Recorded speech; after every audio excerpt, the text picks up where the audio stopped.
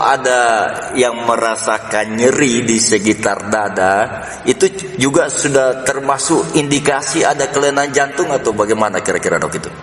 Oke, nyeri dada itu macam-macam dan penyebabnya juga macam-macam. Nyeri dada itu kadang ada yang merasa seperti tertusuk pisau ataupun ampek, dadanya rasanya berat.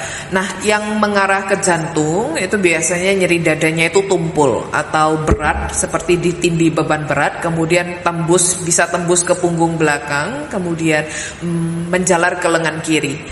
Tapi itu tidak menutup kemungkinan ada pasien-pasien yang tidak mengalami gejala yang serupa seperti itu. Jadi tetap ada nyeri dada, segera periksakan dulu. Walaupun tidak selalu jantung. Jadi jangan buru-buru, aduh saya takut ketemu dokter jantung ini.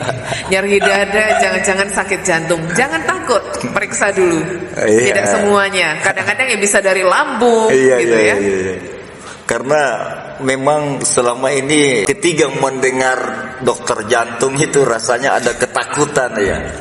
Padahal sudah disiapkan juga alat-alat untuk bisa melihat ya secara dini apakah ada kelainan atau tidak. Kemudian dok, perlu tips ya bagaimana caranya supaya terhindar dari penyakit jantung koroner ini. Oke, saya merangkum itu sebenarnya ada 3 garis besar bagaimana kita bisa menjaga diri kita supaya tidak gampang tidak beresiko tinggi untuk mengalami penyakit jantung. 1 itu adalah masalah makanan. Memang makanan ini penting karena asupan kolesterol yang tinggi memang beresiko sendiri untuk menyumbat pembuluh darah koroner. Yang kedua yang saya ingin cermati adalah aktivitas fisik. Seringkali di era-era sekarang apalagi yang anak-anak muda ini tidak terbiasa untuk hidup aktif, bermain HP, menikmati diri di rumah, mengurung diri. Itu kurang dianjurkan. Jadi kita harus keluar rumah, beraktivitas, tapi tentu saja dengan prokes gitu ya.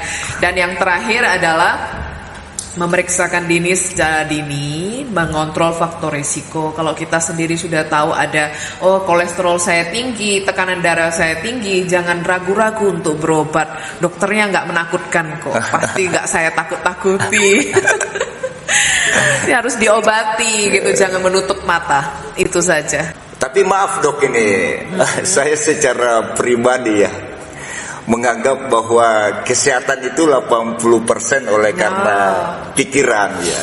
Jadi kalau pikiran kita sehat, hati sehat, tubuh juga akan ikut sehat. Jadi sehari-hari harus diisi dengan kebahagiaan. Ada pengaruh nggak dengan kelainan jantung?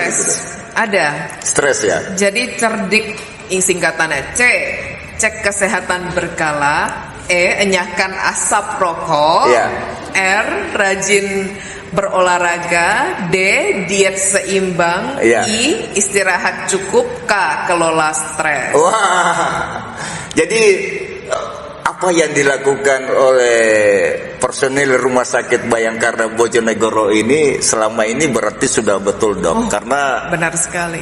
Konsep yang ada di Rumah Sakit Bayangkara Bojonegoro ini adalah konsep bahagia dan pelayanan dengan konsep ibadah. Jadi mengutamakan dulu pasien dengan tentunya senyum, sapa dan salam.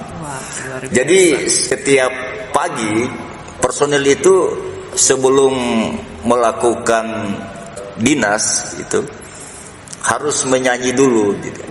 Jadi datang jam 7, apel pagi, menyanyi. Ini dalam rangka membangun komunikasi dan kebersamaan juga. Setelah itu baru dilanjutkan dengan program Rp1.000 yang dari personil untuk dibiasakan bersedekah yang akan nanti diberikan kepada anak yatim termasuk pasien yang tidak mampu.